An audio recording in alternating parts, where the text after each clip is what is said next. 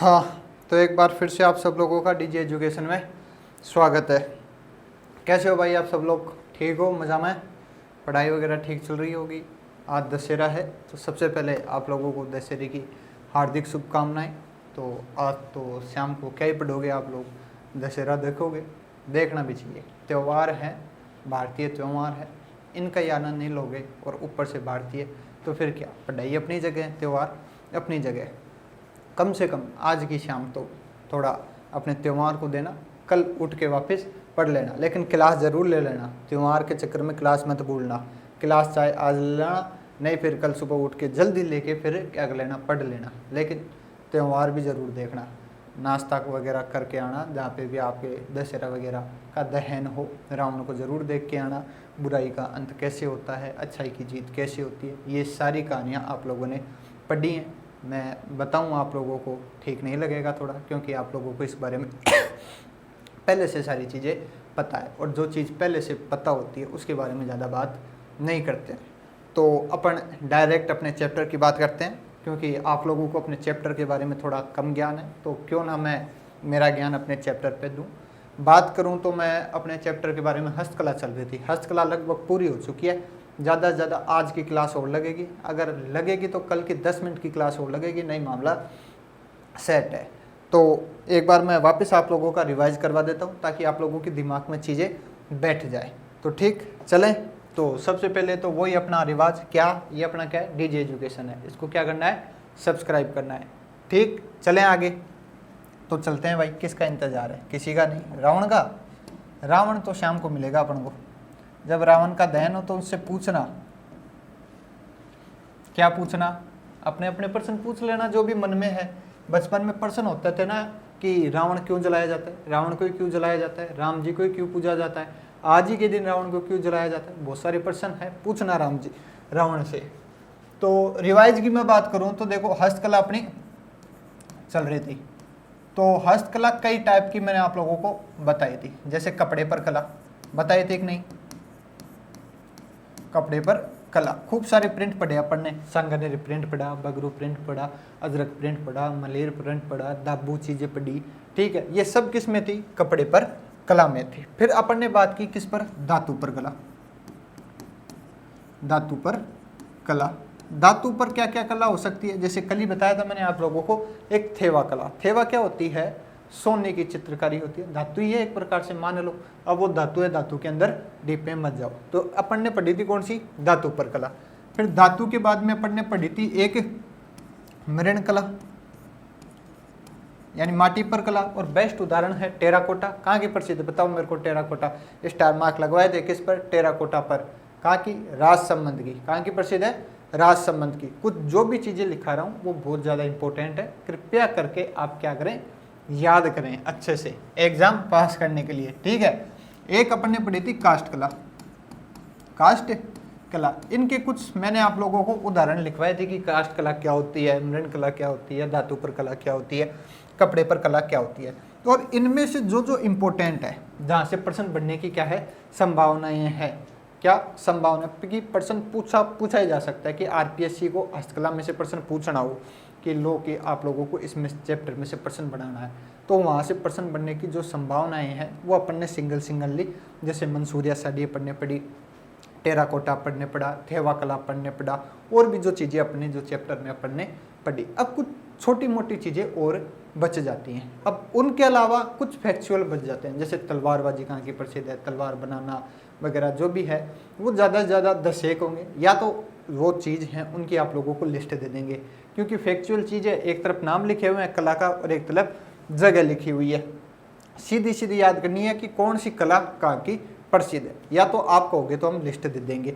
ठीक है, अगर आप कहोगे कि नहीं आप बोर्ड पे लिखाओ सर जी, तो हम बोर्ड पे भी लिखा देंगे, कोई दिक्कत वाली बात है नहीं। अब कुछ 4-5 और ज़्यादा इंपॉर्टेंट है, उनकी भी अपन क्या कर लेते हैं, बात कर लेते हैं।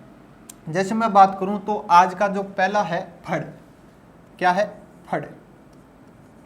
फड़ की बात अपन पहले दिन से ही कर रहे हैं, जब से अपनी क्लास की शुरुआत हुई है, जब से डीजे एजुकेशन की शुरुआत हुई है, सबसे पहले ही अपन ने फड़ की बात की थी। अपन ने राजस्थान के लोक देवता पढ़े थे, लोक देवताओं में पंचपीर पढ़ाए थे। वो पंचपीर में श्लोक याद है कि नहीं, श्लोक याद करा करो। इससे क्या रहता है, चीज़ें दिमाग में हो जाती है। अब पंचपीर श्लोक याद है तो पंचपीर सीधा सीधा क्या हो जाएगा, याद हो जाएगा। मैंने आप लोगों को पाबू जी, रामदेव जी, हड़बू जी इनके बारे में बताया था और उनकी फड़ की भी अपन ने क्या की थी, बात की थी। अगर याद नहीं आ रहा है तो मैं आप लोगों को वापस बता देता हूँ कि फड़ होती क्या है। ज़्यादा लोड लेने की दिक्कत नहीं है। फड़ कुछ नहीं है। फड़ क्या होता है कि एक कपड़ा है। क्या है, कपड़ा, उस पर कुछ कथा, कहानी, चित्र ये सब लिखे हुए हैं, वही क्या है, फड़ है। आप लोगों ने कई बार देखा होगा कि जो दुकान पे कई बार इंसान पैसे लेने आते हैं, बाबूजी वगैरह होते हैं ना, वो गांव के धोती कुर्ता पहन, सोफा पहन के वो आते हैं और हाथ में एक वाद्य यंत्र होता है, गिटार टाइप मान सकते हो, ठीक है, वीणा टाइप मान सकते हो, होता तो रावण हत्ता है, वो अलग अलग प्रकार होते हैं, ठीक है, और वो बजाते हैं और एक साथ में खड़ा होता है, वो एक कपड़ा ऐसे खोल कर ऐसे बाजता है, ठीक है। किसी की मान लो जैसे मेरी कहानी है, मेरा जन्म कब हुआ, मैंने पढ़ाना कब से शुरू किया, तो सारी चीज़ें बाजती हैं, वही क्या है, एक प्रकार से फड़। अब कुछ प्रसिद्ध लोगों की फड़ बाची जाती है, इसलिए उनके बारे में पढ़ा जाता है। जैसे प्रसिद्ध कौन, पापू जी महान आत्मा है, रामदेव जी महान आत्मा है, लोक देवताएं हैं, ठीक है। कुछ प्रसिद्ध जो समाज सेवक है उनकी भी फड़ बाची जाती है। तो वो सब अलग अलग बातें हैं, लेकिन अपन को बात करनी है कि फड़ क्या है। तो मेरे हिसाब से आप लोगों को समझ में आ गई होगी फड़ क्या है। कुछ नहीं है, कपड़े पर बने हुए चित्र हैं जिनके माध्यम से किसी घटना या कथा का क्या किया जाता है, प्रस्तुतिकरण किया जाता है। पहली शर्त फड़ में यह है कि जो कपड़ा होगा, अब कई लोगों के दिमाग में आ रहा होगा कि सर कपड़ा कौन से कलर का, कोई सा कभी कलर का हो सकता है, लाल, पीला, हरा, नीला, जो बाचने वाले को क्या लगे, अच्छा लगे, वो कपड़ा ले सकता है। जैसे तुम कॉपी में लिखते हो तो मन में जो कॉपी पसंद आती है वो कॉपी ले लेते हो, दुकानदार को पैसे दे देते हो। ऐसे ही फटवाड़े करते हैं, मन में जो पसंद आया वो ले लेते हैं, फिर उस पर लिखते हैं। अब शर्त ये है कि जो वो कपड़ा है वो 30 फीट लंबा होना चाहिए।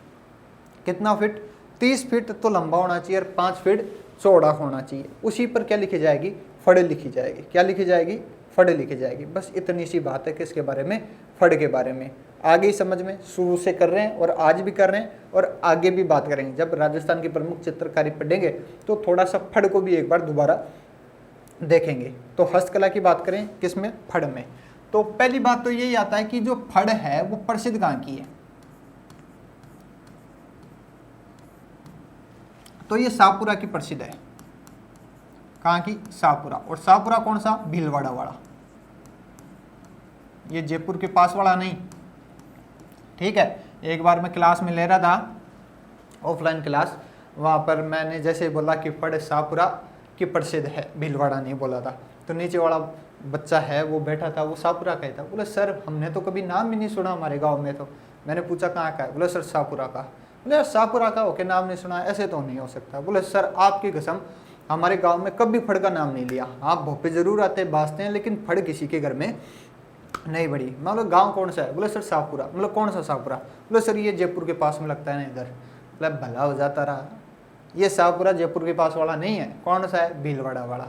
तो याद हो जाएगा कौन सा, भीलवाड़ा वाला। फड़ कहाँ की प्रसिद्ध है, भीलवाड़ा शाहपुरा की प्रसिद्ध है। यहाँ पे एक फैमिली है, जोशी फैमिली, जिसको फड़ है वो बनाने में क्या है, महारत हासिल है। चाहे लिखना चाहो तो लिख लो। जैसे थेवाकला प्रतापगढ़ का सोनी परिवार फेमस था, वैसे शाहपुरा का कौन सा परिवार, जोशी परिवार।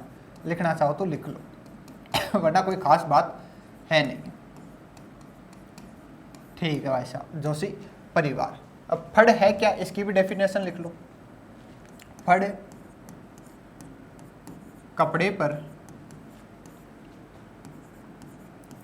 कपड़े पर बने हुए चित्र हैं जिनके माध्यम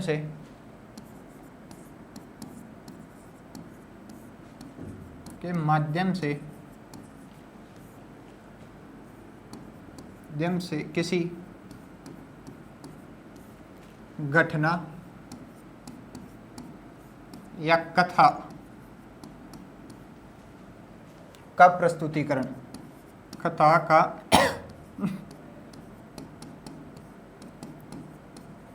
प्रस्तुतिकरण किया जाता है,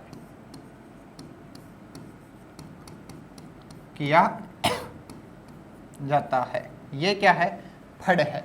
जल्दी से लिखो, प्रसिद्ध कहाँ की है, शाहपुरा भीलवाड़ा की। बनाने में महारत किसको हासिल है? जोशी परिवार को।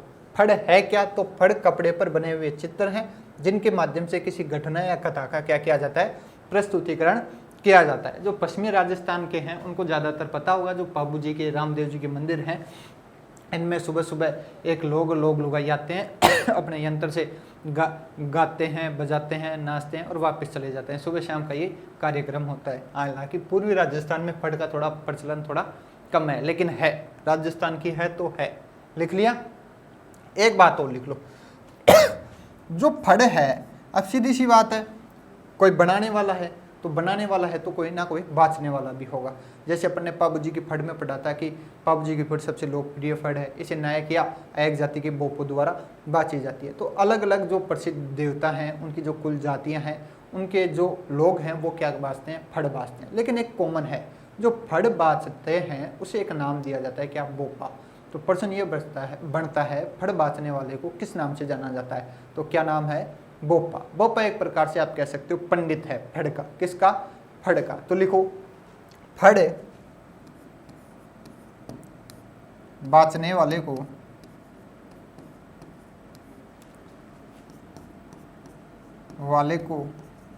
भोपा। क्या? भोपा कहा जाता है। क्या कहा जाता है? भोपा कहा जाता है। लिख लो, फड़ बाँचने वाले को भोपा कहा जाता है। लिख लिया? चलें आगे। अब देखो होता क्या है कि जो ज़्यादातर फड़ हैं, जितने भी देवताएं हैं या जो प्रसिद्ध जो समाज सेवक है, उनकी जो फड़ है वो ज़्यादातर रावण हत्या वाद्यंत्र से बाँची जाती है। एक दो में कुछ अलग है जिनकी बात अपन जब चित्रकारी पढ़ेंगे उसमें मैं बताऊंगा। यहाँ पर तुम लिख लो कि मुख्यतः वाद्यंत्र लिख लो, मुख्यतः रावण हत्या वाद्यंत्र। कौन सा? रावण हत्या वाद्यंत्र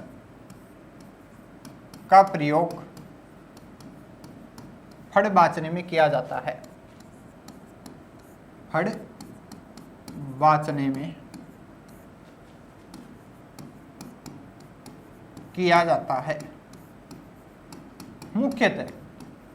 अगर 100 में से 99 तो कौन सा है? रावण हत्या ही है। और इस बार शायद RS मेंस में 2 नंबर का ये प्रश्न पूछा भी गया था, रावण हत्या लिख के छोड़ दिया था। अब रावण हत्या क्या चीज़ है, इसके अंदर कितने तार आते हैं, कैसे बजता है, जब राजस्थान के प्रमुख वाद्य यंत्र अपन लेंगे तब रावण हत्या को देखेंगे।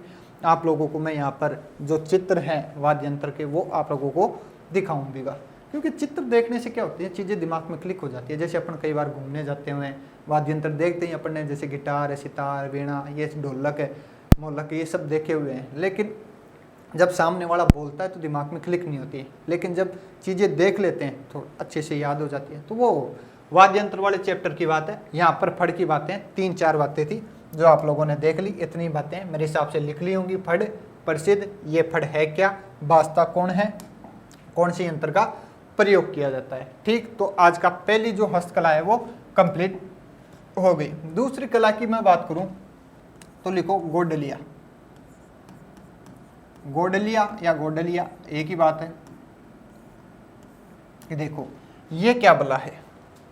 आप लोगों ने कई बार गाय, भैंस, बकरी, इनके शरीर पर कुछ आकृतियां बनी हुई देखी होगी। या तो कोई निशान बना होगा त्रिशूल का, ठीक है, या किसी भगवान का प्रतीक का, कुछ भी मान लो। एक प्रकार से वो क्या बोलते हैं, टैटू मान सकते हो, शरीर पर बने होते हैं। वही क्या है, गोडलिया। मतलब जो पशुओं के शरीर पर जो आकृति दागी जाती है, क्या दागी जाती है, छापी जाती है। देखना कभी दागे तो यूट्यूब पे वीडियो मिल जाएंगे बहुत सारे, ऐसे पकड़ के चिमटे से या किसी लोहे से या जो भी उनका सामान है उनसे वो क्या करते हैं, दागते हैं।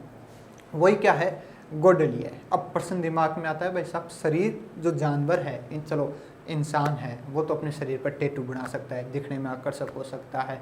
आजकल शिव जी के और जितने भी लोक कलाकार हैं या जो बॉलीवुड के स्टार हैं उनके अपने शरीर पर टैटू बनवाते हैं लोग। इंसानों का तो समझ में आता है, फैशन में करते हैं, लेकिन जानवरों के लिए ऐसा क्यों किया जाता है भाई, ठीक है, उसको इतना दर्द क्यों दिया जाता है। अब मान लो कोई भी गर्म चीज़ है, किसी की चमड़ी पे लगाओगे दर्द तो होगा। तो इसका सीधा साधा एक ही जवाब है पशुओं की चोरी रोकने के लिए। पहले आप लोगों को पता होगा जो गांव है उनमें जो अर्थव्यवस्था का मुख्य आधार है वो तो दो ही चीज़ें हैं, एक तो कृषि है और दूसरा क्या है, पशु है। अब मान लो किसी के पास 10-15 भेड़ें हैं और 4-5 बकरियां हैं, वो कहीं चराने गया हुआ है, थोड़ा सा ध्यान न ठा, कोई पीछे से गाड़ी लेके आया और उसकी 4 बकरियां ले गया, उसका तो भाई साहब धंधा चला गया। सीधी सी बात है, क्योंकि उसकी रोजी रोटी किस पे थी, बकरियों पे थी, या किसी की गाय मान सकते हो। तो ये जितनी चोरी है इनको रोकने के लिए ये काम किया जाता था। जैसे मान लो कि एक घर की गाय है, दूसरे घर ने बांध ली। जनरली गांव में होता है कि जो गाय को चरने के लिए छोड़ देते हैं, पर जो पड़ोसी है चुपके से कभी भी फायदा देख के उसको बांध लेता है और कहता है ये हमारी गाय है। तो फिर दोनों के बीच में लड़ाई होती है। तो फिर तीसरा के बोलता है अरे क्यों लड़ो, निशान देखते रहो, निशान गाय का निशान होना तेरे, वो देख, अगर निशान है तो आ गाय तेरी है, और निशान नहीं है तो फिर बढ़वा देना, कोई की हुए, आगलो बांधे चाहे नहीं बांधे। देखा होगा, ये जनरली आम कहानियाँ है। तो सीधा जवाब यही है कि गाय, पशु या जितने भी जानवर हैं उनकी चोरी रोकने के लिए उनके शरीर पर क्या दागे जाते हैं, निशान। उन निशानों को क्या कहा जाता है, गोडलिया कहा जाता है। और जो अटेरन जो ये दागने की विधि है उसे एक नाम दिया जाता है अटेरना। बस प्रश्न यही बन सकता है कि गोडलिया क्या है, या प्रश्न ये बन सकता है कि पशुओं पर दागे जाने वाले निशाने की क्रिया को क्या कहा जाता है, तो अटेरना। तो लिख लो जल्दी से, 2 नंबर का प्रश्न बन सकता है अगर मेंस दे रहे हो, नहीं तो 1.33 या जो भी एग्जाम दे रहे हो आप उसके हिसाब से प्रश्न बन सकता है। लिखो गोडलिया पशुओं के शरीर पर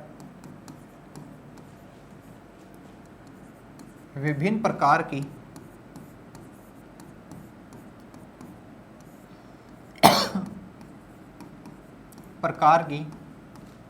आकृतियां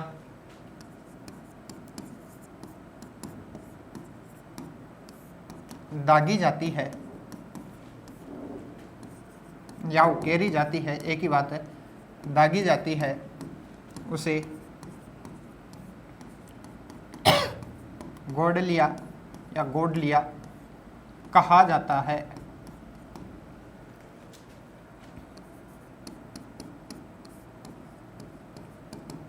कहा जाता है। अगली लिखो, दागने की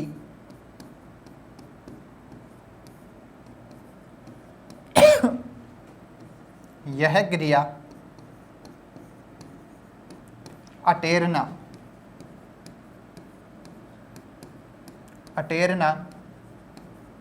कहलाती है। क्या कहलाती है, अटेरना। अंडरलाइन कर लेना इस चीज को। क्या, अटेरना। चीजें आ गई समझ में, लिख लो जल्दी से, मैं हट जाता हूं साइड में। पशुओं के शरीर पर विभिन्न प्रकार की आकृतियां दागी जाती है। देखो, एक होता है छापना या चित्रकारी करना, वो अलग चीज होती है। एक होता है दागना, ऐसे जल्दी से लगा के हटाना वो क्या है, दागना। उकेरी जाती है या दागी जाती है, एक ही बात है। उसे क्या कहा जाता है, गोडलिया कहा जाता है। दागने की यह क्रिया या विधि अटेरना कहलाती है। लिखो जल्दी से, लिखो, आगे चलें अपन। लिख लिया, चलें आगे, तो चलो आगे।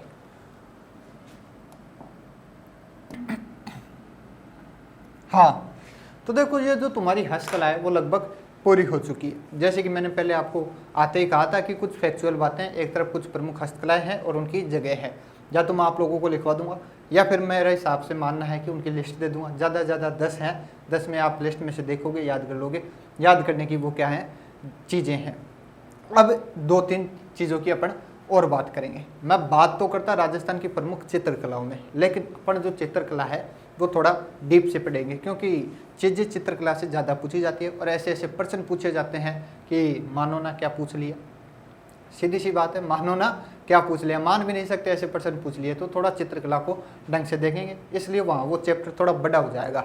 इसलिए मैं सोच रहा हूँ जो चीज़ें वहाँ पढ़नी थी थोड़ी सी, वो मैं हस्तकला वाले चैप्टर में थोड़ी सी ऐड कर दूँ। तो लिख लो, पहली चीज़ लिखो पाना। क्या लिखो, पाना। अब पाना क्या है ये बताने की जरूरत है क्या, मेरे को बताओ। ये सब चीज़ें आप लोगों को पता है, जैसे पाना, मांडना, साजीर, ये सब बस मैं यहाँ लिखवा रहा हूँ हस्तकला वाले चैप्टर में। सॉरी, पाना क्या है ये आप लोगों को पता है, ठीक है। अभी दीपावली आने वाली है, दीपावली आओगे तो अपन पूजा करेंगे, लक्ष्मी पूजा करेंगे, और पूजा करेंगे तो साथ में लक्ष्मी जी की पान्ने लगाते हैं, फोटो लगाते हैं, वही क्या है, पन्ना है। मतलब कागज पर उकेरे गए चित्र ही क्या है, पन्ना है। बचपन से देखते आ रहे हो, सुनते आ रहे हो, समझते आ रहे हो, ज़्यादा डीप में जाने की जरूरत है नहीं। तो एक लाइन है, लिख लो, कागज पर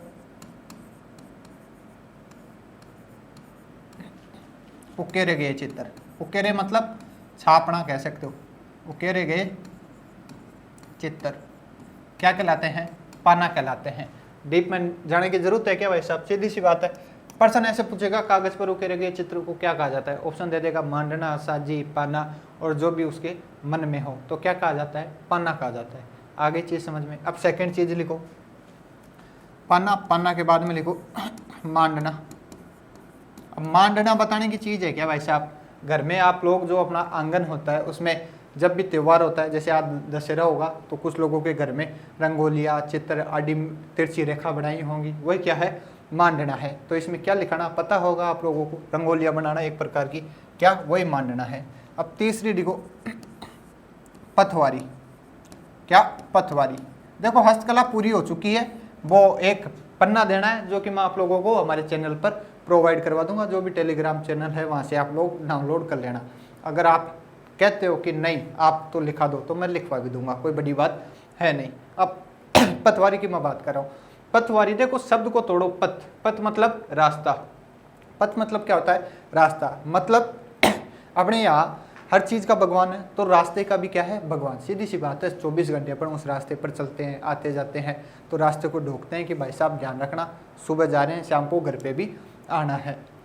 तो पथवारी क्या है, पथ रक्षक के रूप में पूजा जाने वाला एक क्या है, स्थान है। अब स्थान है तो वहाँ पे कोई ना कोई मूर्ति भी होगी, ठीक है, वहाँ पर लोग जाते हैं, वो अलग अलग प्रकार के चित्र उकेर देते हैं, वही क्या है, पथवारी है। जैसे अपने दीपावली पूजन आ रहा है तो अब दीपावली पूजन पे घर के बाहर कागज पे लिखेंगे जय श्री राम, और बाहर दोनों जो गेट है, मुख्य द्वार है, उसके बाहर चिपका देते हैं अपन। ऐसे ही कहाँ होता है, पथवारी होता है। ठीक है, चीजें समझ में आ गई तो लिख लो, पथवारी क्या है, पथ रक्षक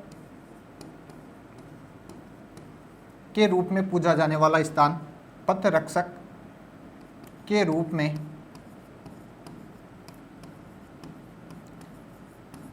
पूजा जाने वाला स्थान,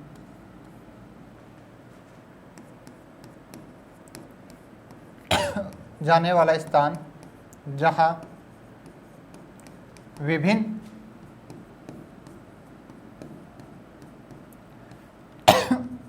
प्रकार की,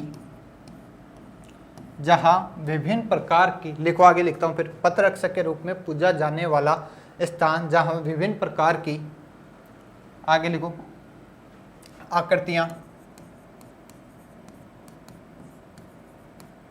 बनी होती है,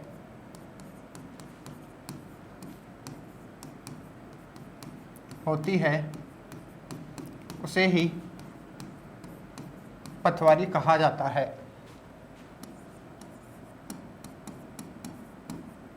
पथवारी कहा जाता है।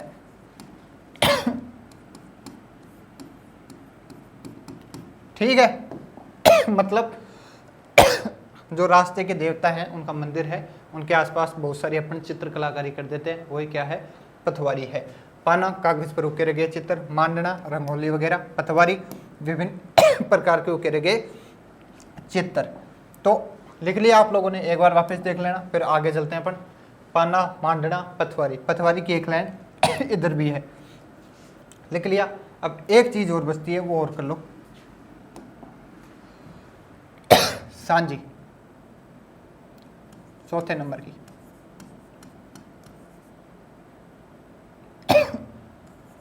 सांझी, एक सेकेंड, सांझ, कई बार इसको सांझ भी बोल देते। अब ये है क्या?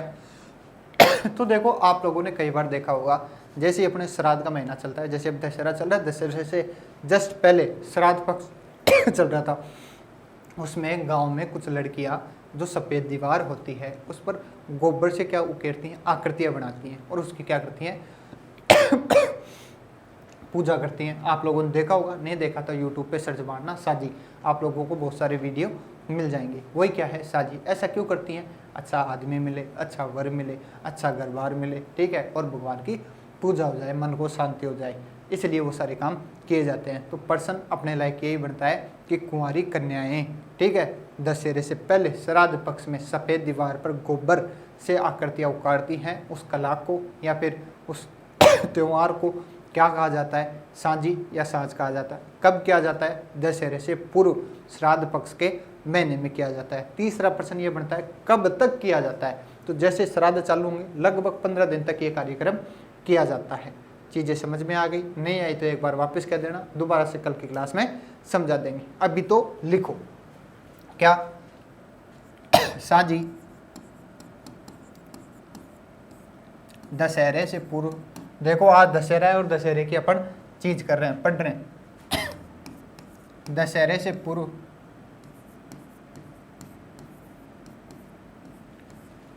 श्राद्ध पक्ष में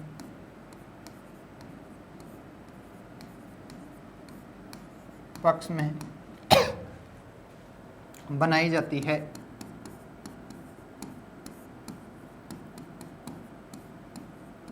अब बनाई जाती है तो क्या बनाई जाती है? तो वो भी लिखो। कुंवारी कन्याएं। कुंवारी कन्याएं समझ गए ना? अविवाहित लड़कियां। समझदार हो वैसे कुंवारी लड़कियों के बारे में। तो कुंवारी कन्या सफ़ेद दीवार पर, कुंवारी कन्या सफ़ेद दीवार पर, ध्यान रखना सफ़ेद दीवार, कुंवारी कन्या सफ़ेद दीवार पर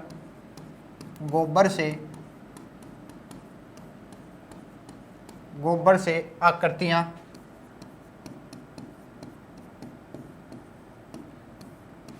बनाती हैं और 15 दिन तक उसकी पूजा करती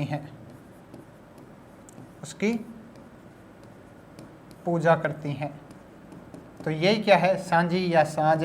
कई बार सांझी दे देता है, कई बार सांझ दे देता है। अपने लायक प्रश्न यही बनता है। कब किया जाता है? देखो मैं बताता हूँ प्रश्न क्या क्या बनता है अपने लायक। पहला प्रश्न तो यही बनता है कि सांझी है वो कौन से महीने में किया जाता है? तो श्राद्ध पक्ष में। ध्यान रखना कौन से महीने में? श्राद्ध पक्ष में। अब श्राद्ध पक्ष कौन सा महीना आ गया? आप लोगों को तो जनवरी, फरवरी, मार्च, अप्रैल ये याद है, श्राद्ध बीच में ही कहाँ से आ गए? तो देखो ये हिंदी महीने के क्या हैं? हिंदी जो अपना महीने हैं उनके पक्ष हैं। तो अपन जब त्यौहार पढ़ेंगे तो मैं आप लोगों को बताऊंगा, चैत्र, बैसाख, ज्येष्ठ, आषाढ़, उन सब की बात करेंगे। उसमें शुक्ल पक्ष है, कृष्ण पक्ष है, उनकी भी अपन बात करेंगे। अब इतना याद रखो जो सांझी है वो कौन से में बनाया जाता है? श्राद्ध पक्ष में बनाया जाता है। दूसरा प्रश्न, कौन? कुंवारी कन्याएं करती हैं, ठीक है। सफ़ेद दीवार याद हो जाए तो ठीक है, नहीं कोई बात नहीं। अगला प्रश्न बनता है कब तक किया जाता है? 15 दिन तक। प्रश्न पूछ ले जो सांझी है या सांझ है ये त्यौहार कितने दिन तक चलता है? 15 दिन तक चलता है पूरे श्राद्ध पक्ष के महीने में। तो ये 2-3 चीज़ें और थी एक्स्ट्रा। एक बार वापस देख लो शुरू से। कौन सी? पाना, कागज पर उकेरे गए चित्र, मांडना, अपनी रंगोली वगैरह। पथवारी, पथ रक्षक के रूप में पूजा जाने वाला स्थान है जहाँ पर अपन विभिन्न प्रकार की आकृतियाँ बनाते हैं। जैसे अभी दीपावली आने वाली है तो अपने घर के बाहर भी बनाएंगे, वैसे ही कुछ सीन है, ठीक है। और आकृतियाँ बननी होती है जिसे पथवारी कहा जाता है, ठीक है। आगे चलें तो साजी या साज है। तो ये तुम्हारा जो चैप्टर है हस्तकला वो क्या हुआ? संपूर्ण हुआ। अब चाहे तो आप लोग इसकी आहुति दे सकते हो, मतलब याद कर सकते हो अच्छे से, ढंग से। आज तो दशहरा है तो थोड़ा रावण दहन वगैरह देखो, एंजॉय वगैरह करो, कोल्ड ड्रिंक वगैरह पियो, अपने दोस्तों के साथ बैठ के मन की बातें बतलाओ कि भाई तू क्या कर रहा है, मैं ये कर रहा हूँ, वो कर रहा हूँ, मैं हस्तकला पढ़ रहा हूँ, ठीक है। और रावण देख के घर जाके आराम से सो और सुबह से वापस अपने कार्यक्रम में लग जाओ, मतलब हस्तकला का चैप्टर याद करने में लग जाओ। अपनी क्लास कंटिन्यू चल रही है, आगे अपन नया चैप्टर आप लोग बताओ कि अपन कौन सा लें। नीचे कमेंट बॉक्स में बताना कि अगला चैप्टर कौन सा लें। मेरे तो मन में राजस्थान की चित्रकला जच रही है, और आप बताओ, और अपन आगे कल की क्लास में देखेंगे। तो ठीक है, यहाँ तक समझ में आ गया। और जैसा कि मैं आप लोगों को बार बार कहता हूँ, कोई भी चीज़ समझ में नहीं आई ऐसे लेके जेड तक या जेड से लेके ए तक नीचे कमेंट बॉक्स में कर देना। मेरा काम है उस चीज़ को समझाना, एक तरीके से नहीं दूसरे से समझाएंगे, दूसरे से नहीं तीसरे से समझाएंगे, क्योंकि आप लोग डीजी एजुकेशन के चैनल पे आए हो, यहाँ पर आने का रास्ता है, जाने का रास्ता नहीं है, मतलब समझ के ही जाओगे आप। ठीक है, तो कल मिले। Okay, thank you.